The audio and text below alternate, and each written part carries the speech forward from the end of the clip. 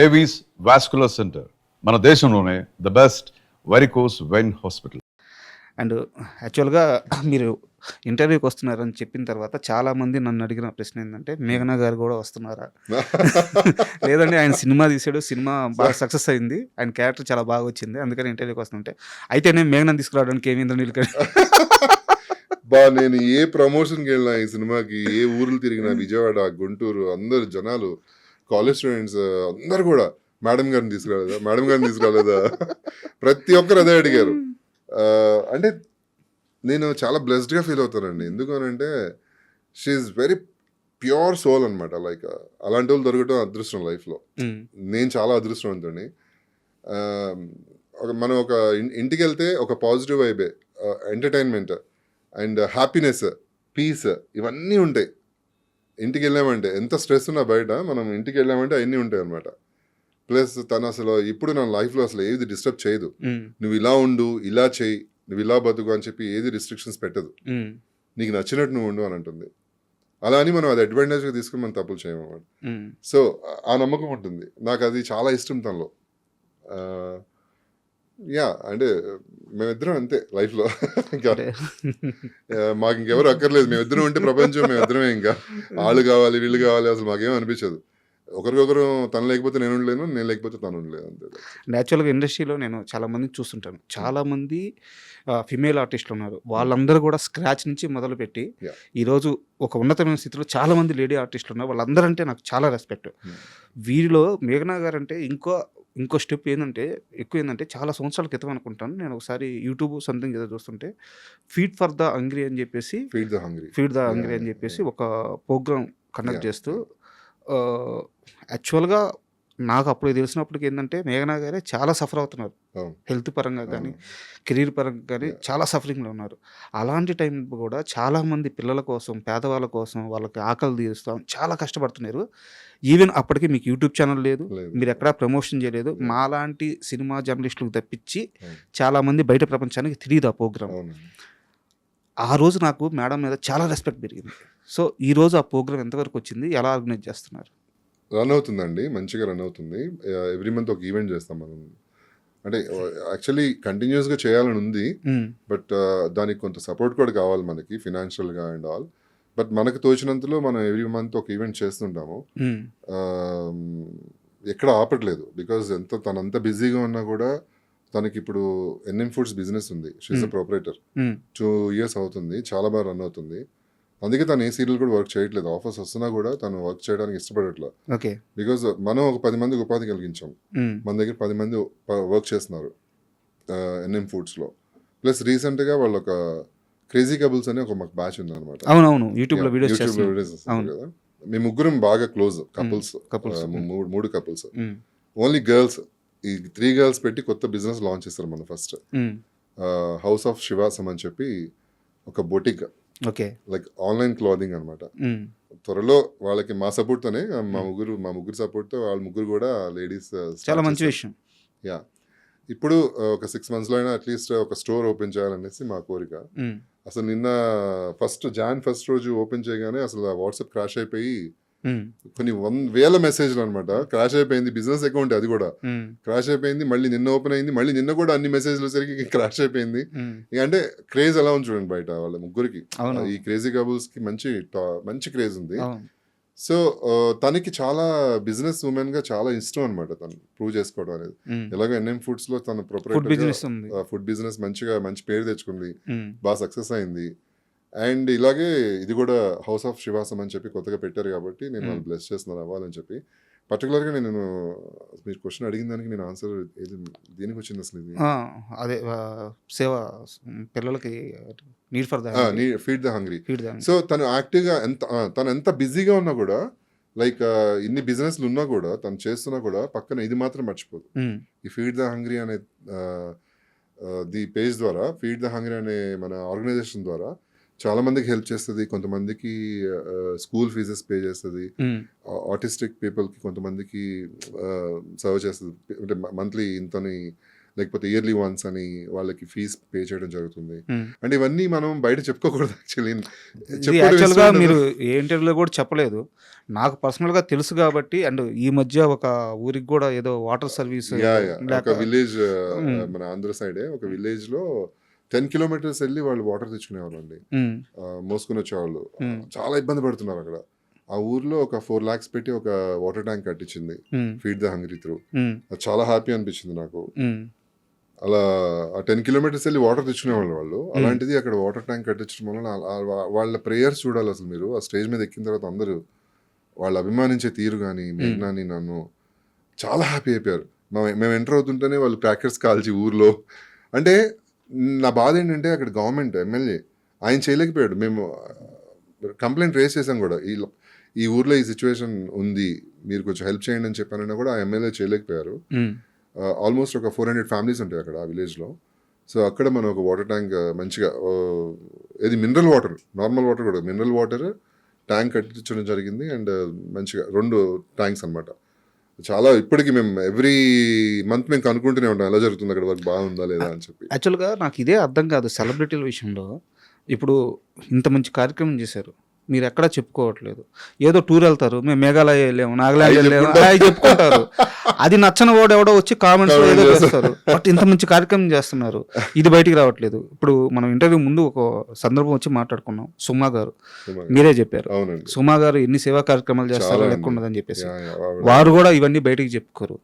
Industry నుంచి ప్రజల మద్దతుతో స్టార్గా ఎదిగి బయట ఇన్ని మంచి పనులు చేస్తున్నప్పుడు ఆ ప్రజలకు చెప్పుకోవడానికి ఏంటి ప్రాబ్లం?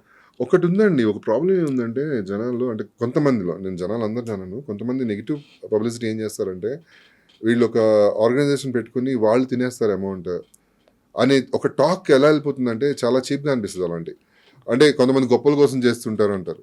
ఎందుకు గొప్పల కోసం ఎందుకు చేసుకోవాలి? మన మనశ్శాంతి కోసం. ఇండస్ట్రీలో మీకు లేని గొప్ప ఏంది, మీకు లేని పేరేంది? అదే అంటున్నారు. అంటే ఇలా చేసి కొంచెం ఏదో సాధించాలనుకుంటున్నారు అని జనాలు కొంతమంది తెలియక ఖాళీగా ఉన్న వాళ్ళు ఏదైనా మాట్లాడతారు, ట్రోల్ చేస్తారు. మనం పట్టించుకోమనుకోండి, బట్ స్టిల్ ఏంటంటే గుప్తదానం ఈజ్ వెరీ ఇంపార్టెంట్ అంటారు కదా. పని అవ్వడం ముఖ్యం. మనం పబ్లిసిటీ కోసం మనం చేయట్లేదు, పని అయిందా లేదా, వాళ్ళు హ్యాపీగా ఉన్నారా లేదా, అది ఇంపార్టెంట్. That's it. సో ఎందుకంటే ఈ టాపిక్ని ఇంత నేను పర్టికులర్ అవడానికి కారణం ఏంటంటే ఇది ఒక మంచి పని. ఇది బయటికి తెలిస్తే ఇంకో 4 చేతులు మీకు తోడవచ్చు, ఇంకో పెద్ద కార్యక్రమం జరగవచ్చు.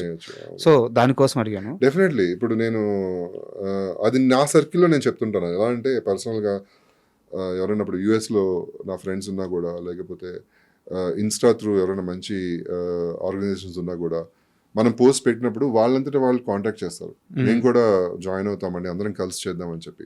చాలా మనకి ఇప్పుడు 1-2-3 వస్తున్నారు మంచిగా అలాగా. అలాంటి వాళ్ళు మనకి హెల్ప్ చేశారనుకోండి, ఆల్ టుగెదర్ మనం కలిసి హెల్ప్ చేయొచ్చు. సో అలాంటివి వస్తుంటాయి, అలాంటి జరుగుతుంటాయి, కొన్ని చేస్తుంటాము. కాకపోతే ఇది మాత్రం బాగానే నడుస్తుంది. సూపర్. అండ్ నాకు మేఘనా గారి గురించి ఒక లాస్ట్ క్వశ్చన్. సో ఆ టాపిక్ క్లోజ్ చేసేద్దాం. ఇంకా మేఘనా గారిని మీరు పెళ్లి చేసుకున్నప్పుడు చాలా నెగిటివ్ కామెంట్స్ వచ్చినాయి, బట్ మీ ఇద్దరి మధ్య ఉన్న లవ్ ఏందో మీకు తెలుసు. వాటన్నిటి గురించి వదిలేద్దాము. ఇప్పుడు వాటన్నిటికీ సమాధానం అని నేను చెప్పను, కానీ ఆ ఫేజ్ నుంచి మేఘన ఆ రోజు నా లైఫ్లో కానీ లేకుండా ఉండుంటే నేను అక్కడే ఆగిపోయేవాడిని అని ఒక సందర్భం ఎదుర్కొని ఉంటారు కదా 20 ఏళ్లలో. అలాంటి ఒక సందర్భం మేఘనా గారు మీ పక్కన ఉండడం వల్లే మీరు ఆ సమస్య నుంచి బయటపడ్డ ఆ సందర్భం ఏదన్నా ఒకటి షేర్ చేస్తారు? ఒకటి కాదండి, నాకు పర్టికులర్గా ఒకటి చెప్పండి. ఎందుకంటే సారీ సార్, నేను ఈ వర్డ్స్ వాడొచ్చో లేదో నాకు తెలియదు. మనిషి అంటే రంగు కాదు, మనిషి అంటే ఎత్తు కాదు, మనిషి అంటే బరువు కాదు. మనిషి అంటే ఆ మనిషికి బేసిక్గా వచ్చే గౌరవం కావాలి, ఆ మనిషికి బేసిక్గా ఉండే ఆ విలువ ఇవ్వాలి, వాళ్ళకి ఆ స్పేస్ ఇవ్వాలి. సో మనిషిని మనిషిలాగా ట్రీట్ చేయాలి ప్రతి ఒక్కరు. సో ఈరోజు సమాజంలో లేదు. ఆ మనిషి మీ జీవితంలో ఉండడం వల్ల వచ్చిన లాభం ఏందో అందరికీ తెలియాలి. ఫస్ట్ ఇప్పటికీ నేను లైఫ్లో మర్చిపోలేని ఒక ఇంపార్టెంట్ పాయింట్ ఏంటి అంటే, నాన్నగారు November 2nd చనిపోయారు actually, last year November 2nd. నేను ఆ రోజు ముందు రోజు వరకు మాట్లాడుతున్నాను, చక్కగా ఉన్నారు, హాస్పిటల్స్కి వెళ్తున్నారు, అవన్నీ కూడా మేఘనానే చేస్తుంది. ఇక్కడ ఉండి ఒక కోడల్లా కాకుండా ఒక కూతురుగా చూసుకునేది. సూపర్. మా పేరెంట్స్ని మొత్తం తనే చేసేది, తనే దగ్గరుండి హాస్పిటల్ తీసుకెళ్ళడం కానీ అన్నీ చేసేది. ముందు రోజు కూడా నాకు పర్ఫామ్ చేసిన తర్వాత నాకు ఫొటోస్ పెట్టినా ఎవరెవరు ఏమన్నారో చెప్పు. ఆయన ప్రతిదీ స్టేటస్ పెట్టుకుంటారు. నేను ఏ డాన్స్ షో చేసినా ఎక్కడ నేను పెడుతుంటాను కదా. అలాగే నేను ఆ రోజు దానికి ముందు వీక్ రోజు మన రేవంత్ రెడ్డి గారు బ్రదర్ జగదీష్ రెడ్డి గారు వాళ్ళ ఇంటికి వెళ్ళాను అనమాట. ఆయన డాన్స్ చూసి వాళ్ళ ఇంటికి ఇన్వైట్ చేశారు. ఓకే. వాళ్ళ ఇంటికి వెళ్ళి సరదా కూర్చుని వాళ్ళ ఫ్యామిలీతో స్పెండ్ చేసాము. ఆ ఫొటోస్ అన్ని కూడా నేను పెడితే డాడీ స్టేటస్ పెట్టుకున్నారు. My son is meeting Jagadish Reddy గారిని కలిశారు అది ఇది అని చెప్పి మా మేఘనాని అడిగి ఎలా పెట్టాలమ్మా అని చెప్పి స్టేటస్ ఫొటోస్ అన్ని పెట్టుకున్నారు ఆయన. సో ఇంకో 1 వీక్లో అంటే ఇంకొక షోకి డెట్రాయిట్లో చేస్తున్నాను అనమాట. ఈవినింగ్ నాకు ఈవినింగ్ పర్ఫార్మెన్స్ ఉంది. నాకు మార్నింగ్ ఒక అరౌండ్ 10 o'clock కాల్ వచ్చింది, డాడీ లేరు అని చెప్పి. ఆ రోజు నాకు ఏం చేయాలో అర్థం కాల. పర్ఫామ్ చేయాలా, ఆర్గనైజర్స్ చెప్పాలా, అంతమంది ఉన్నారు, టికెట్స్ కొన్నారు, లేకపోతే అంత మెయిన్ గెస్ట్ నేను అక్కడ, నేనే పర్ఫామ్ చేయాలి, చాలా పర్ఫార్మెన్సెస్ ఉన్నాయని చెప్పి ఒక పక్కన ఏడుస్తున్నాను గట్టిగా. లోపల వీడియో కాల్ చేస్తున్నాను. వీడియో కాల్లో చూసి డాడీని లేని డాడీ అని ఏడుస్తున్నాను. ఆ టైంలో నాకు బిగ్ సపోర్ట్ మేఘ్నా. నువ్వేమనుకుంటున్నావు, నీ మనసులో ఏమని చెప్పు అని డాడీ నాకు లాస్ట్ మినిట్లో యూఎస్ వెళ్ళే ముందే చెప్పారు. నాకు ఇన్ కేస్ నాకు కొంచెం అటు ఇటుగా ఉంది కదా హెల్త్, ఏదైనా అయినా కూడా నువ్వు కంప్లీట్ చేసిరా, నువ్వు మాత్రం ఎక్కడ డిస్టర్బ్ అవ్వదు, నువ్వు మంచిగా చేసుకునిరా పర్ఫార్మెన్స్ అని చెప్పారనమాట. అలాగే పర్ఫార్మెన్స్ చేసిన తర్వాత నేను ఆర్గనైజర్స్ చెప్పాను డాడీ పాజిటివ్ అని చెప్పి. అప్పటిదాకా చెప్పలేదు. పర్ఫార్మెన్స్ చూసి వాళ్ళు షాక్ అయ్యారు. నిజంగా ఎలా చేశారు మీరు ఇంత హ్యాపీగా, అంత ఎలా జనాల్ని మీరు తీసుకొచ్చారు. కళాకారుడు చేయాల్సిన రెస్పాన్సిబిలిటీ అది, మన కళకి న్యాయం చేయాలి కాబట్టి నేను అలాగే చేశాను. చేసిన తర్వాత టికెట్ బుక్ చేస్తున్నాను, వాళ్ళు బుక్ చేశారు టికెట్, ఇమీడియట్గా బయలుదేరుతున్నాను. మిగతా కార్యక్రమం అంతా ఓన్లీ సింగిల్ హ్యాండెడ్ మేఘ్నా. మీరు అన్నట్టు అక్కడ కోడలు కాదు, కూతురు. ఎందుకంటే అదే టైంలో వీళ్ళ ఫ్యామిలీలో ఒక శ్రీమంతం ఫంక్షన్ జరుగుతుంది అదే రోజు. అందరు అక్కడ ఉన్నారు. అది అందరు ఆపుకుని శ్రీమంతం క్యాన్సిల్ చేసుకున్నారు. అంటే వాళ్ళ సైడ్ ఫ్యామిలీ కాబట్టి అందరు చాలా మంది వచ్చారు ఊర్ల నుంచి. అక్కడంతా బిజీగా ఉన్నారు. మీరు ఎవరు రాగా నేను చూసుకుంటాను. మేఘ్నా ఒక్కతే అన్ని క్యాన్సిల్ చేసుకుని మేఘ్నా వచ్చి డాడీని తీసుకొచ్చి డాడీ వాళ్ళని ఇంటి దగ్గర పెట్టి అన్నీ చేసింది అనమాట. ఎప్పటికీ మర్చిపోలేనిది ఏంటంటే మేఘ్నా నాకు బలమైన సపోర్ట్. నా పేరెంట్స్ని బంగారంలా చూసుకుందండి. నా పేరెంట్స్ ఉన్నంత వరకు, మా మదర్ మా ఫాదర్ ఉన్నంత వరకు ప్రతిసారి మేఘ్నా గురించి పొగుడుతూనే ఉండేవాళ్ళు. నాకంటే కూడా మా కూతురు మా కోడలు కాదు, మా కూతురు అని చెప్పి. మా అమ్మగారు చనిపోయినప్పుడు దహన సంస్కారానికి మేము విలేజ్ వెళ్ళినప్పుడు అక్కడ విలేజ్లో అందరూ మీరే అంట కదా మా అమ్మని చూసుకుని, అప్పుడు దాకా మాకు తెలియదు అసలు. అంటే మా అమ్మ అంతమందికి చెప్పేసింది ఊర్లో ఫోన్లో, నా కోడలు చూసుకుంటుంది, నా కోడలు అంత బాగా చూసుకుంటుంది అని. ప్రతి ఒక్కరు మేఘ్నాని అడిగేవారు అన్నాడు, మీరేంట కదా బాగా చూస్తున్నారు, మీరేంట కదా అమ్మని మందులు ఇప్పించారు, చాలా రకాలుగా. ఒకటని కాదు, ఇంక ఏ అవసరం ఉన్నా కూడా ఫస్ట్ నాకు రాదు కాల్, మేఘ్నాకే చేసేవారు. మా డాడీ కానీ మా అమ్మ కానీ, మేఘ్నా నాకు ఇది కావాలి, మేఘ్నాకి తనే మొత్తం ఒక కూతురులాగా చూసుకుందాను లాస్ట్ వరకు. Big support. అది కనుక వేరే అమ్మాయి ఉంటే నా లైఫ్లో ఖచ్చితంగా ఇలా ఉండేది కాదు. ఫస్ట్ యాక్సెప్ట్ చేయలేదు. 3 years అసలు మేము మాట్లాడుకోలేదు. మా మదర్ ఫాదర్ నేను అసలు ఇంటికి వెళ్ళడం ఏం జరగలేదు. ఆ 3 yearsలో మా ఆవిడ మ్యాజిక్ చేసింది, పేరెంట్స్ని దగ్గర చేసింది. అసలు వాళ్ళతో చాలా మంచి బాండింగ్ ఏర్పడింది మేఘ్నాకి. చాలా అవన్నీ ఎప్పటికీ మర్చిపోయాను లైఫ్లో తను నేను. Super sir.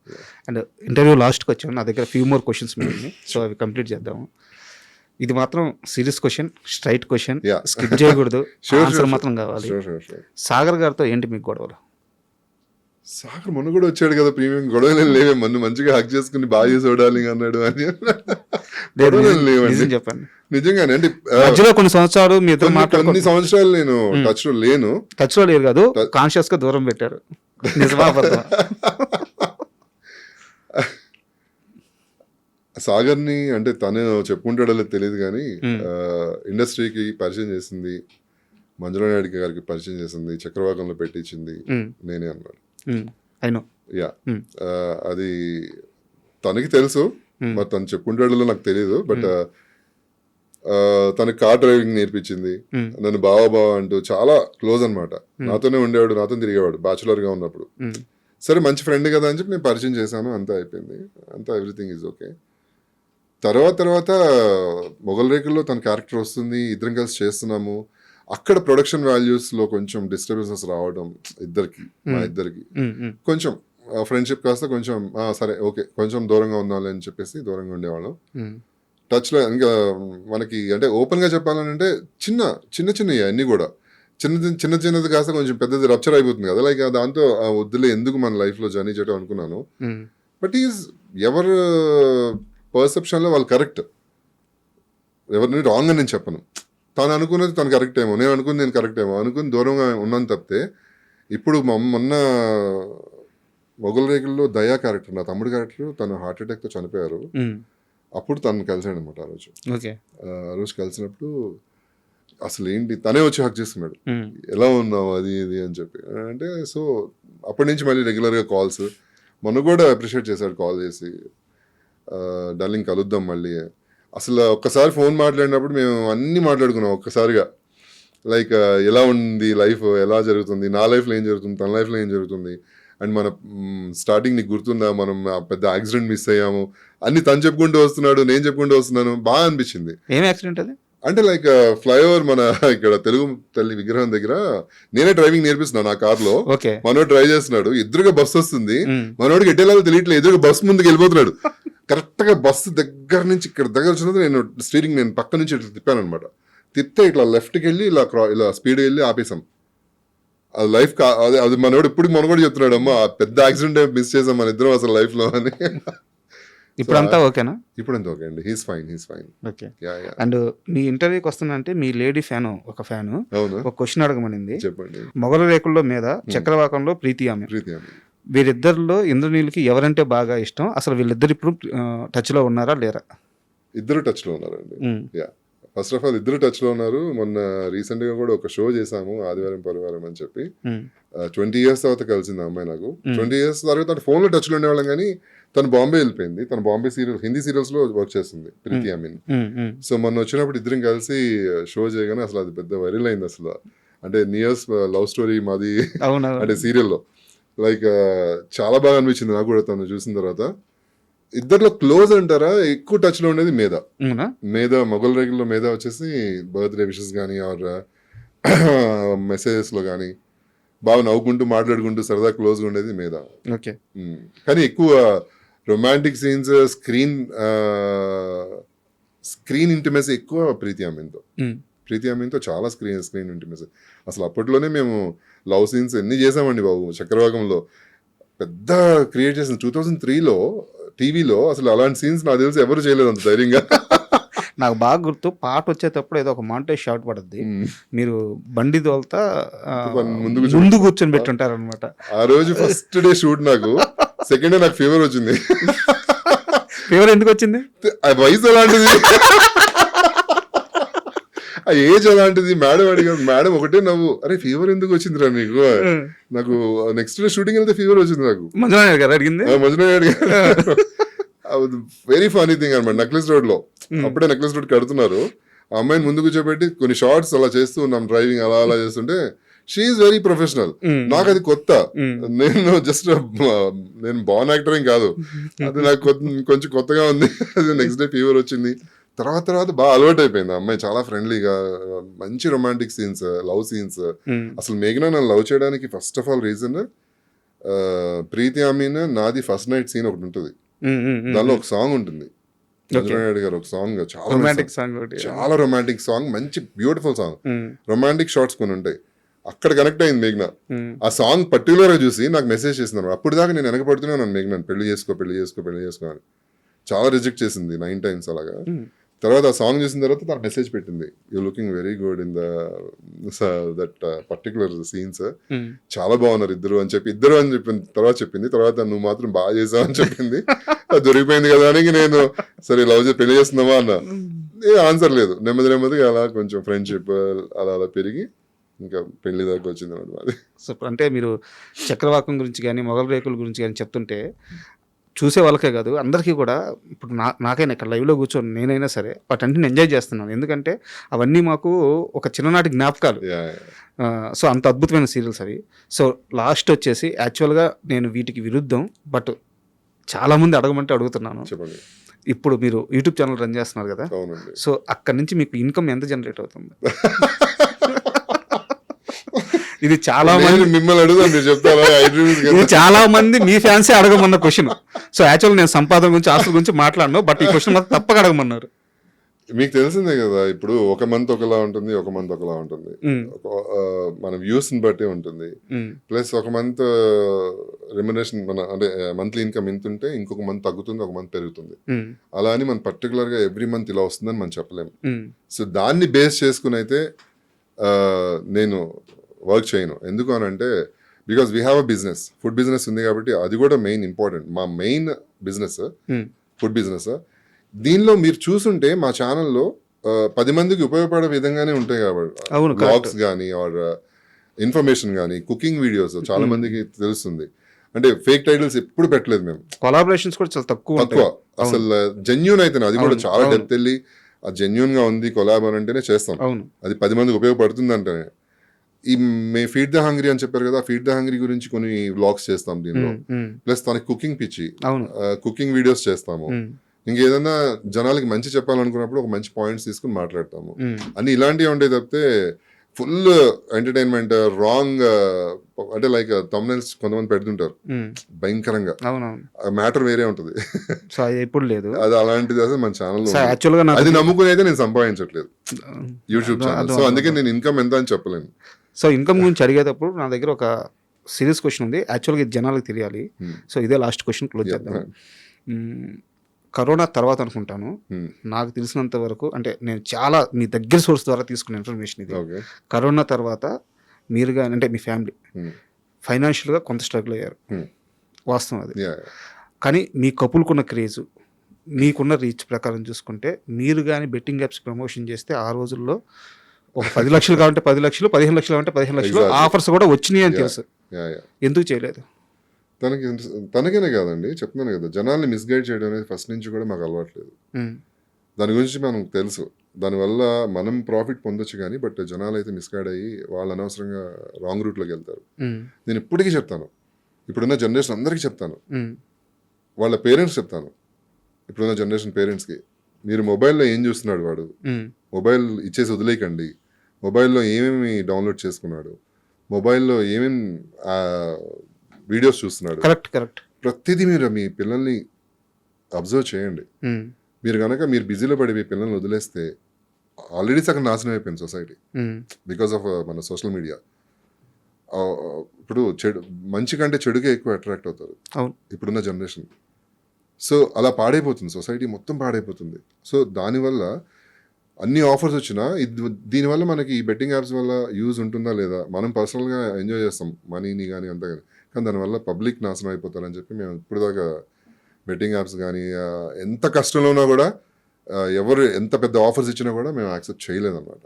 సో మన కష్టాన్ని మేము నమ్ముకున్నాము. ఏదో సరదాగా లిమిటెడ్ వర్షన్లో ఒక ఆవకాయ సీజన్లో ఆవకాయ పెడదాము కొన్ని అని చెప్పి మా మరదలు చెప్పింది, యూఎస్లో ఉంటున్నాను, మేఘ్నోల్ సిస్టర్, అని స్టార్ట్ చేసాం. సీరియస్గా కూడా కాదు, సరదాగా స్టార్ట్ చేసిన బిజినెస్ భగవంతుడు చాలా సీరియస్ చేసేసాడు. లైక్ ఇంకా అదే 2 yearsలో అసలు మేము ఎక్స్పెక్ట్ చేయని విధంగా క్లిక్ అయింది బిజినెస్. మీరు కష్టంలో ఉన్నప్పుడు కూడా జనాలు మంచి కోరారు కదా, ఆ జనాల వల్లే మీకు ఈరోజు సక్సెస్. ట్రూ అండి, నేను ఎప్పుడు అదే అనుకుంటాను. అంటే మనం ఒకరికి మంచి చేస్తే డెఫినెట్లీ ఒకరికి మంచి కోరుకుంటే భగవంతుడు డెఫినెట్లీ మనకు మంచి చేస్తాడు. సో ఎందుకంటే ఇందాక చెప్పాను, మీరు మేఘనా గారు కలిసి ఉంటే కొన్ని లక్షల మంది మీ ఆ వీడియోస్ కానీ ఎందుకు ఎంజాయ్ చేస్తారంటే ఆ రిలేటబుల్ థింగ్ అనమాట. మా వాళ్ళు, మా ఫ్యామిలీ, మా మేఘన, మా ఇంద్రనీలు, సో మీరు అది సంపాదించుకున్నారు. సో ఈ రాబోయే జర్నీలో ఏదైతే మీరు అచీవ్ చేయాలని కోరుకుంటున్నారు అవన్నీ అచీవ్ చేయాలని, అండ్ మీరు అచీవ్ చేసిన తర్వాత ఒక ఇంకా సక్సెస్ఫుల్ పొజిషన్కి వెళ్ళిన తర్వాత దీనిలో నేను సక్సెస్ అనేది నా పెద్ద రేంజ్ తక్కువ రేంజ్ నేను ఎప్పుడు ఆలోచించుకోండి, ఇద్దరం అదే అంటాం. ఏదైనా కూడా ఇప్పుడే మనం ఏ రోజు ఎలా ఉంటుందో మనం చెప్పలేం. మనం మాట్లాడాలనుకున్నా, మనం మంచి చెప్పాలనుకున్నా ఈ రోజు చెప్పామా అయిపోయింది, రేపు మనం ఒక రేంజ్కి వెళ్ళిన తర్వాత చెప్దామా అనేది కూడా లేదు నాకు. ఏదో అందరూ ఒకటే, అందరు హ్యూమన్సే, ప్రతి ఒక్కరు మనుషులే, మనం ఏం భగవంతులం కాదు, మన ఏదో సొసైటీలో పెద్ద క్రియేటర్స్ కాదు. నేను అందరిని అలా చూస్తాను. ఇప్పుడు నా దగ్గర పనిచేసే వాళ్ళు కూడా కొన్ని సంవత్సరాల నుంచి పనిచేస్తున్నారు కదా, నా సొంత మనుషులా, నా తమ్ముళ్ళలాగా, నా ఇంట్లో మనిషిలాగానే చూసుకుంటాను. నా డైనింగ్ టేబుల్ మీద కూర్చొని భోజనం పెడతాను, నేను కూర్చునే టేబుల్ మీదే వాడిని కూర్చోబెడతా. ఇంటికి వస్తే ఇంకెందుకు కూర్చోండి లేదా అక్కడ కూర్చొని తినండి ఏ రోజు చెప్పను అలాగా. వాళ్ళకి పండగ వస్తే మాతో పాటు వాళ్ళకి బట్టలు కొంటాను. అలా ఉంటేనే అందరూ సమానం అనుకుంటేనే హ్యాపీగా ఉంటామండి. కరెక్ట్. సో నేను ఇది నమ్మను, సక్సెస్ ఫెయిల్యూర్ గొప్ప తక్కువ అనేది మాత్రం ఏ రోజు నేను నమ్మనండి. సూపర్. We are just humans. ఉన్నంత వరకు హ్యాపీగా లైఫ్ని ఎటువంటి బాధ లేకుండా హెల్దీగా ప్రశాంతంగా ఉండాలి అంతే. సూపర్. నాకు యాక్చువల్గా మీ యాక్టింగ్ కెరీర్ గురించి శంబాల గురించి మాట్లాడాలని ఇంట్రెస్ట్ వేరే వెళ్ళిపోయింది కదా టాపిక్. లేదు, నాకు అంతకంటే పెద్దది తెలిసింది. అంటే ఒక మనిషి ఎలా ఉండాలి, పేరు వచ్చిన తర్వాత ఎంత బాధ్యతగా ఉండాలి, సో ఎవ్రీథింగ్ అసలు ఇంద్రనీల్ అంటే ఏందో తెలిసింది ఇంటర్వ్యూ ద్వారా. చాలా thank you so much. Thank you. మంచి పాయింట్స్ అడిగారు. Thank you. అంటే నాకు నిజంగా భయం వేసింది ఛానల్కి రావాలంటే. బికాజ్ నేను ఒక ఆల్మోస్ట్ 10 years అనుకోండి ఇంటర్వ్యూస్, 10 or 8 years ఇంటర్వ్యూసే ఇవ్వలేదు. భయం వేసి, బికాస్ భయం in the sense wrong thumbnails పెట్టి రాంగ్ పోర్ట్రేట్ చేస్తున్నారు ఆర్టిస్టుల్ని. సో ఇప్పుడు దాకా జరిగిన ఇంటర్వ్యూస్లో నేను ఫ్రాంక్గా చెప్తున్నాను, ఓపెన్గా చెప్తున్నాను, ఒక మంచి క్వశ్చన్స్ అడిగారు మీరు. జనాలకి యూజ్ అయ్యే క్వశ్చన్స్ అడిగారు. చెప్పే అవకాశం నాకు వచ్చినందుకు నేను చాలా అదృష్టంగా ఫీల్ అవుతాను. Thank you so much. Thank you.